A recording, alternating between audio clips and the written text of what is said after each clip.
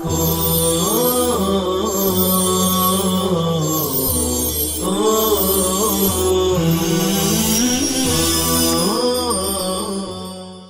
الرحیم الحمد للہ رب العالمین والصلاة والسلام علی سید الانبیاء والمرسلین محمد وعلی آلہ واصحابہ اجمعین اما بعد۔ عزیز طلبہ اکرام، توابع کا بیان چل رہا ہے۔ توابع میں سے پہلی قسم صفت کا بیان ہم پڑھ چکے ہیں۔ اب عطف بحرف یہ دوسرا تابع ہے، اس کا بیان آج ہم پڑھیں گے انشاءاللہ تعالی۔ دیکھیے، فصل العطف بالحرف تابع ينسب إليه ما نسب إلى متبوعه وكلاهما مقصودان بتلك النسبة، ويسمى عطف النسق أيضا، وشرطه أن يكون بينه وبين متبوعه أحد حروف العطف، وسيأتي ذكرها في القسم الثالث إن شاء الله تعالى، نحو قام زيد وعمر. وإذا عطف على الضمير المرفوع المتصل يجب تأكيده بالضمير المنفصل، نحو ضربت أنا وزيد، إلا إذا فصل، نحو ضربت اليوم وزيد. وإذا عطف على الضمير المجرور يجب إعادة حرف الجر، نحو مررت بك وبزيد. واعلم أن المعطوف في حكم المعطوف عليه، أعني إذا كان الأول صفة لشيء أو خبرا لأمر أو صلة أو حالا فالثاني كذلك أيضا. والضابطة فيه أنه حيث يجوز أن يقام المعطوف مقام المعطوف عليه جاز العطف، وحيث لا فلا. والعطف على معمولي عاملين مختلفين جائز إذا كان المعطوف عليه مجرورا مقدما والمعطوف كذلك، نحو في الدار زيد والحجرة عمرو. وفي هذه المسألة مذهبان آخران، وهما أن يجوز مطلقا عند الفراء ولا يجوز مطلقا عند سيبويه. فصل العطف بالحرف، یہ دوسری فصل ہے عطف بالحرف کے بیان میں۔ تابع ينسب إليه ما نسب إلى متبوعه، عطف بحرف ایسا تابع ہے جس کی طرف نسبت کی گئی ہو وہ جو اس کے متبوع کی طرف نسبت کی گئی ہو، جس کی طرف نسبت کی جاتی ہے وہ جو اس کے متبوع کی طرف نسبت کی گئی۔ وكلاهما مقصودان بتلك النسبة، اور وہ دونوں ہی اس نسبت سے مقصود ہوتے ہیں، وَيُسَمَّى عَطْفَ النَّسْقِ أَيْضًا، اور اس کا نام عطف نسق بھی رکھا جاتا ہے۔ وَشَرْطُهُ أَن يَكُونَ بَيْنَهُ وَبَيْنَ مَتْبُوعِهِ أَحَدُ حُرُوفِ الْعَطْفِ، اور اس کی شرط یہ ہے کہ اس کے اور اس کے متبوع کے درمیان حروف عطف میں سے کوئی ایک ہو۔ وَسَيَأْتِي ذِكْرُهَا فِي الْقِسْمِ الثَّالِثِ إِن شاء اللہ تعالی، اور ان کا ذکر یعنی حروف عطف کا ذکر تیسری قسم میں آئے گا انشاءاللہ تعالی۔ نحو قام زید وعمر، جیسے قام زید وعمر، زید اور عمر کھڑے ہوئے۔ پہلے اتنا سمجھ لیجئے، پھر آگے ترجمہ کرتے ہیں۔ عطف بحرف یعنی حرف کے ذریعے عطف کرنا، یہ تو لغوی معنی ہوئے، اس سے تو ہمیں سب سمجھ میں آ رہا ہے۔ العطف بالحرف کا مطلب ہوا حرف کے ذریعے عطف کرنا۔ اب عطف بحرف یہ ایک اصطلاح ہے، اس کی تعریف کیا ہے؟ تو تعریف یہاں کتاب میں موجود ہے۔ تابع ينسب إليه ما نسب إلى متبوعه، عطف بحرف کسے کہتے ہیں؟ تو عطف بحرف ایسا تابع ہے ينسب إليه، اس کی طرف نسبت کی جاتی ہے ما نسب إلى متبوعه، وہی نسبت کی جاتی ہے جو اس کے متبوع کی طرف نسبت کی گئی۔ تابع ينسب إليه ما نسب إلى متبوعه، اس کو ہم مثال کے ذریعے سمجھتے ہیں۔ دیکھیے، قام زید وعمر، اب قام زید وعمر میں یہ عمر تابع ہے اور زید متبوع ہے۔ تعریف کیسے صادق آتی ہے اس پر دیکھیے، تابع ایسا تابع ہے تو عمر تابع ہے، ينسب إليه اس کی طرف نسبت کی گئی ہو، کون سی نسبت؟ ما نسب إلى متبوع، جو اس کے متبوع کی طرف کی گئی ہو۔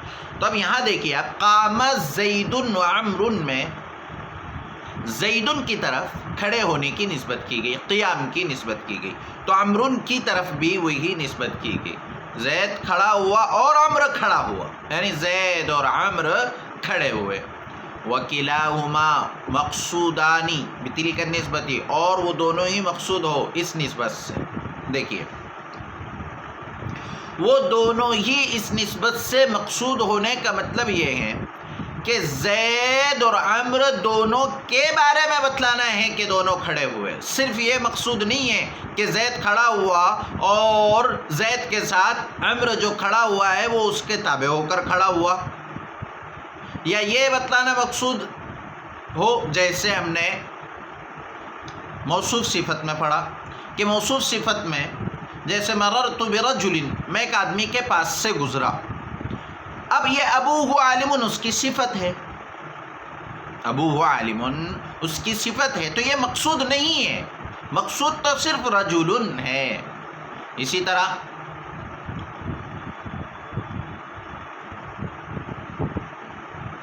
یہ مثال دیکھیے، جانی رجل عالم، جانی زید العالم، میرے پاس عالم زید آئے، تو یہاں مقصود صرف زید ہے، عالم تو اس کی صفت ہے صرف، تو یہ مقصود نہیں ہے۔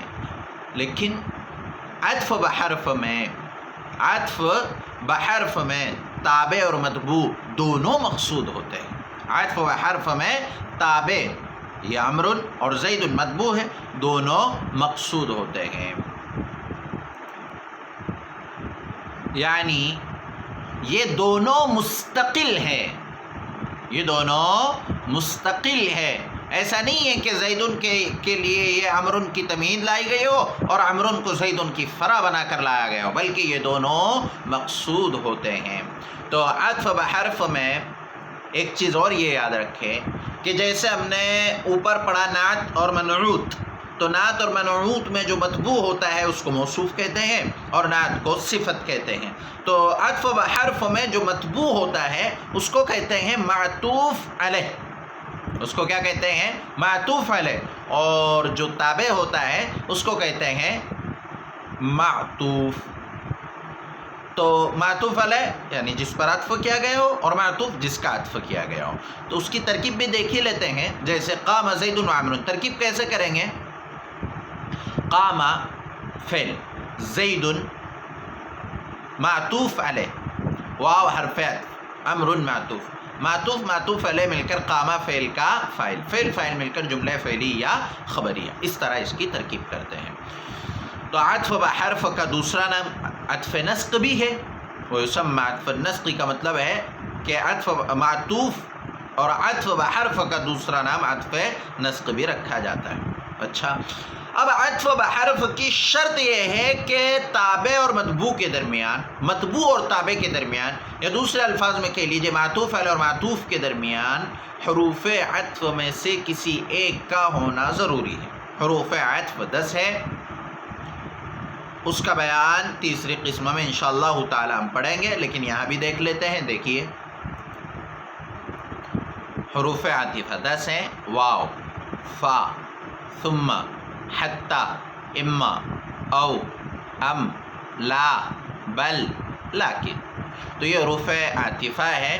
اب ہر ایک کے مستقل معنی ہے، یہ تو ہم انشاءاللہ تیسری ہی قسم میں حروف کی بحث میں پڑھیں گے، لیکن یہاں یہ جو واو، فا، ثم، حتی، اما، او، ام، لا، بل، لیکن ہے، یہ معطوف علیہ اور معطوف کے درمیان آتے ہیں۔ تو اب ہم نے اس کی تعریف، عطف بحرف کی تعریف اور عطف بحرف کے لیے کیا شرط ہے یہ تو پڑھ چکے ہیں۔ اب عطف کے چند احکامات بیان کیے جا رہے ہیں۔ دیکھیے وَإِذَا عُطِفَ عَلَى الضَّمِيرِ الْمَرْفُوعِ الْمُتَّصِلِ، اور جب ضمیر مرفوع متصل پر، جب ضمیر مرفوع متصل پر عطف کیا جائے، يَجِبُ تَأْكِيدُهُ بِالضَّمِيرِ الْمُنْفَصِلِ نحو ضربت أنا وزید إلا إذا فصل نحو ضربت اليوم وزید۔ پہلا قاعدہ بیان کر رہے ہیں کہ جب ضمیر مرفوع متصل پر عطف کیا جائے، ضمیر مرفوع متصل پر عطف کیا جائے، یجب تاکیدہ بالضمیر المنفصل، تو ضمیر منفصل کے ذریعے اس کی تاکید لانا واجب ہے، چاہے ضمیر مرفوع متصل بارز ہو یا ضمیر مرفوع متصل مستتر ہو، دونوں صورتوں میں ضمیر منفصل کے ذریعے اس کی تاکید لانا واجب ہے. جیسے یہ مثال ضربت انا و زید. اب یہ اصل تھا ضربت و زید، میں نے اور زید نے مارے، تو اب عطف کیا گیا، تو زیدن کا عطف ہے ضربت کی تو ضمیر پر، لیکن ضربت کی تو ضمیر مرفوع متصل ہے، اس پر عطف کرنا درست نہیں ہے، تو اس پر عطف کرنا درست نہیں، اسی لیے انا ضمیر مرفوع منفصل لے کر آئے. یہ ہم نے مفعول معه میں بھی اس طرح کا قاعدہ پڑھ چکے ہیں کہ جب ضمیر مرفوع متصل پر عطف کرنا ہو تو ضمیر منفصل کے ذریعے سے اس کی تاکید لانا واجب ہوتا ہے. جیسے ضربت انا و زید میں ضربت انا کے ذریعے سے فصل کیا گیا اس لیے کہ انا ضمیر منفصل ہے، الا اذا فصل، مگر جب کہ فصل کر دیا جائے. اگر معطوف علیہ اور معطوف میں فصل ہو تو اسی صورت میں پھر ضمیر منفصل لانے کی ضرورت نہیں ہے. جیسے ضربت الیوم و زید، اب زیدن کا عطف ضربت کی تو ضمیر پر ہے اور ضمیر منفصل یہاں نہیں لائی گئی اس لیے کہ الیوم کے ذریعے معطوف اور معطوف علیہ میں فصل ہے. دوبارہ اس کو سمجھ لیجئے، جب ضمیر مرفوع متصل پر عطف کرنا ہو تو ضمیر منفصل کے ذریعے سے فصل کرنا واجب ہے، ضمیر منفصل کے ذریعے سے اس کی تاکید لانا واجب ہے. جیسے ضربت انا و زیدن میں زیدن کا عطف ہے ضربت کی تو ضمیر پر، اسی لیے انا ضمیر منفصل کے ذریعے تاکید لائی گئی. اگر فصل ہو معطوف علیہ اور معطوف میں تو پھر ضمیر منفصل کے ذریعے فصل کرنا تاکید لانا واجب نہیں ہے. وَإِذَا عُطِفَ علی الضمیر المجرور یجب اعادۃ حرف الجر، اور جب ضمیر مجرور پر عطف کیا جائے، وَإِذَا عُطِفَ علی الضمیر المجرور، اور جب ضمیر مجرور پر عطف کیا جائے، یجب اعادۃ حرف الجر، تو حرف جر کا اعادہ کرنا واجب ہے. جیسے مررت بک وبزید. یہ دوسرا قاعدہ ہے کہ اگر ضمیر مجرور پر عطف کرنا ہو تو حرف جر کا اعادہ ضروری ہے. جیسے مررت بک وبزید، اب زیدن کا عطف کاف ضمیر پر کرنا تھا اور کاف ضمیر مجرور ہے تو اب با حرف جر کا اعادہ یہاں لایا گیا. مررت بک وبزید، میں تیرے پاس سے گزرا اور زید کے پاس سے گزرا، تو زیدن کا عطف ہے کاف ضمیر پر، زیدن کا عطف ہے کاف ضمیر پر، تو کاف ضمیر چونکہ مجرور ہے تو اب زیدن معطوف پر با حرف جر کا اعادہ ضروری ہے، اسی لیے یہاں با لایا گیا. میں تیرے پاس سے اور زید کے پاس سے گزرا. وَعَلَمْ ان المعطوف فی حکم المعطوف علیہ، اور جان لیجئے کہ معطوف معطوف علیہ کے حکم میں ہوتا ہے. جان لیجئے کہ معطوف معطوف علیہ کے حکم میں ہے. یعنی اذا کان الاول صفتا لشیء، کہ جب پہلا کسی چیز کی صفت ہو، او خبرا لامر، یا کسی امر کی خبر ہو، او صلتا یا صلہ ہو، او حالا یا حال ہو، فالثانی كذلك ايضا، تو دوسرا بھی اسی طرح ہوگا. یہ سمجھ لیجیے بہت اہم قاعدہ اور ضابطہ ہے کہ معطوف معطوف علیہ کے حکم میں ہوتا ہے، معطوف معطوف علیہ کے حکم میں ہوتا ہے. یعنی جب پہلا کسی چیز کی صفت ہو تو دوسرا بھی صفت بنے گا. یعنی اس کو یوں سمجھ لیجئے اور آسان انداز میں کہ معطوف علیہ اور معطوف دونوں مل کر جملے کا ایک جز بنتے ہیں. معطوف علیہ اور معطوف دونوں مل کر جملے کا ایک جز بنتے ہیں. جیسے مثال کے طور پر فاعل ہم نے پڑھا ابھی اوپر مثال میں قام زید و عمر، تو اب قام زید و عمر میں اب دیکھیے زید فاعل بنا تو عمر بھی فاعل بنے گا. زید و عمر میں زید فاعل بنا تو عمر بھی فاعل بنے گا. ایک حکم میں ہوتے ہیں کا مطلب یہی ہے اگر ایک صفت ہے تو دوسرا بھی صفت بنے گا، ایک مبتدا ہے تو دوسرا بھی مبتدا بنے گا، ایک خبر ہے تو دوسرا بھی خبر بنے گا، ایک صلہ ہے تو دوسرا بھی صلہ بنے گا، ایک حال بن رہا ہے تو دوسرا بھی حال بنے گا. جیسے یہ مثال دیکھیے قام الذی صلی وصام، اب یہاں قامہ فعل ہے، الذی اس میں موصول ہے، صلی بھی صلہ ہے اور صامہ بھی صلہ ہے، اس لیے کہ صلی معطوف علیہ صلہ بن رہا ہے تو صامہ بھی صلہ بنے گا. والضابطة فيه أنه حيث يجوز أن يقام المعطوف مقام المعطوف عليه جاز العطف وحيث لا فلا. اور ضابطہ اس میں یہ ہے کہ جہاں معطوف کو معطوف علیہ کے قائم مقام بنانا جائز ہو تو وہاں عطف جائز ہوگا، اور جہاں معطوف کو معطوف علیہ کے قائم مقام بنانا جائز نہ ہو فلا تو وہاں عطف جائز نہیں ہوگا۔ ترجمہ دوبارہ دیکھیے، والضابطۃ فیہ، اور ضابطہ اس میں یعنی عطف بحرف میں ضابطہ یہ ہے کہ جہاں معطوف کو معطوف علیہ کے قائم مقام بنانا جائز ہو وہاں عطف جائز ہوگا، اور جہاں معطوف کو معطوف علیہ کے قائم مقام بنانا جائز نہ ہو وہاں عطف جائز نہیں ہوگا۔ دیکھیں یہ تو بہت آسان ہے، جیسے مثال کے طور پر مررت بک و بزید، زیدین میں معطوف زید ہے، تو اب اگر ہم یہاں بکا کو ہٹا دے یعنی معطوف علیہ کو ہٹا دے اور یوں کہ مررت بزید تو بھی ترجمہ صحیح ہوگا۔ اوپر ہم نے مثال پڑھی قام زید و عمر، تو چاہے قام زید و عمر، یہ عمر کو زید کی جگہ رکھ سکتے ہیں اور زید کو عمر کی جگہ، جیسے قام عمر و زید، تو معطوف کو معطوف علیہ کے قائم مقام بنانا صحیح۔ تو جہاں معطوف کو معطوف علیہ کے قائم مقام بنانا جائز ہو وہاں عطف جائز ہوگا، اور جہاں معطوف کو معطوف علیہ کے قائم مقام بنانا جائز نہ ہو وہاں عطف جائز نہیں ہوگا۔ اب آگے ہیں والعطف علی معمولی عاملین مختلفین جائز، اور دو مختلف عاملوں کے معمولوں پر، اور دو مختلف عاملوں کے معمول پر عطف کرنا جائز ہے۔ اذا کان المعطوف علیہ مجرورا مقدما، جبکہ معطوف علیہ مجرور مقدم ہو، والمعطوف كذلك، اور معطوف بھی اسی طرح ہو۔ ترجمہ دوبارہ دیکھیں، والعطف علی معمول عاملین مختلفین جائز، اور دو مختلف عاملوں کے معمول پر عطف کرنا جائز ہے۔ اذا کان المعطوف علیہ مجرورا مقدما، جبکہ معطوف علیہ مجرور مقدم ہو، والمعطوف كذلك، اور معطوف بھی اسی طرح ہو۔ نحو فی الدار زید والحجرۃ عمر، گھر میں زید ہے اور حجرے میں عمر ہے۔ اب دیکھیے یہاں سے مصنف رحمۃ اللہ علیہ بتلانا چاہ رہے ہیں کہ ایک حرف عطف کے ذریعے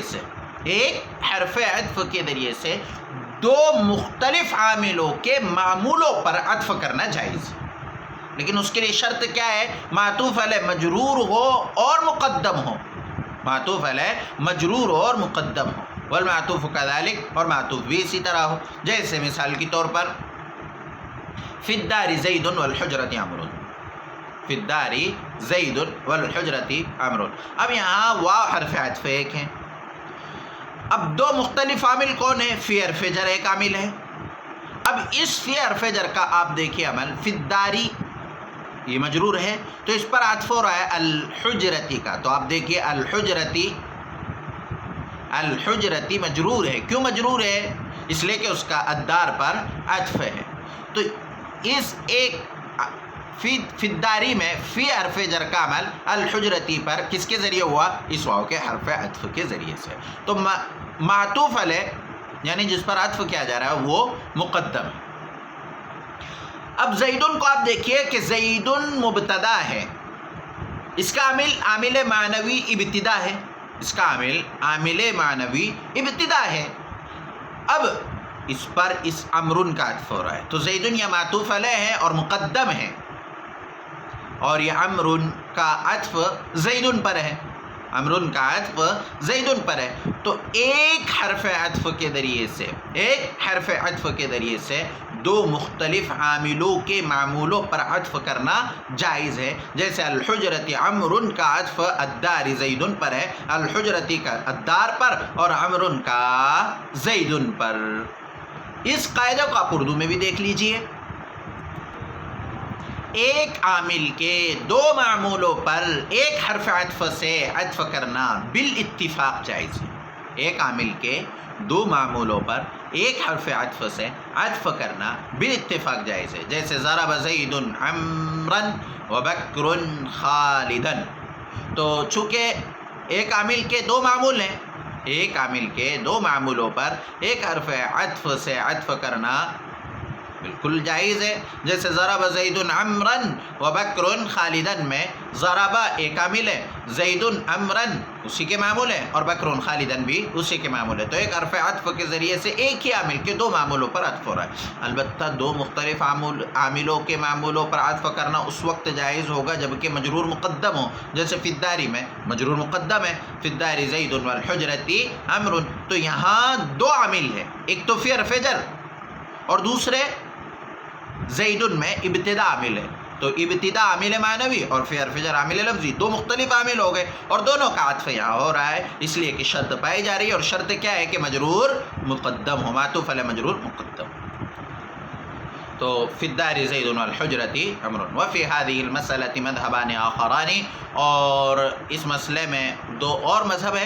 وهما يجوز مطلقا عند الفراء، اور وہ دونوں یہ ہے کہ امام فراء کے نزدیک اس طرح مطلقاً عطف کرنا جائز ہے. ولا يجوز مطلقا عند السیبوی، اور امام سیبوی رحمہ اللہ کے نزدیک مطلقاً عطف کرنا جائز نہیں. یعنی دو مختلف عاملوں کے معمولوں پر عطف کرنا امام فراء کے نزدیک مطلقاً جائز ہے، کوئی شرط نہیں ہے. جیسے جمہور کے نزدیک یہ مجرور مقدم ہونے کی شرط ہے، ان کے نزدیک یہ شرط نہیں.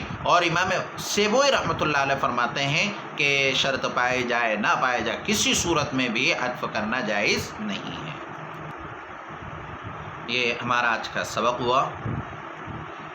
اس میں سے دو تین سوالات دیکھ لیجئے. پہلا سوال، عطف بحرف کی اصطلاحی تعریف کیجیے. عطف بحرف کی اصطلاحی تعریف کیجیے اور عطف بحرف کے لیے کیا شرط ہے وہ شرط بیان کیجیے. دوسرا سوال یہ ہے کہ عطف کے کیا کیا قواعد ہے وہ بتائیے. عطف کے کیا کیا قواعد ہے، کیا کیا ضابطے ہیں وہ بیان فرمائیے.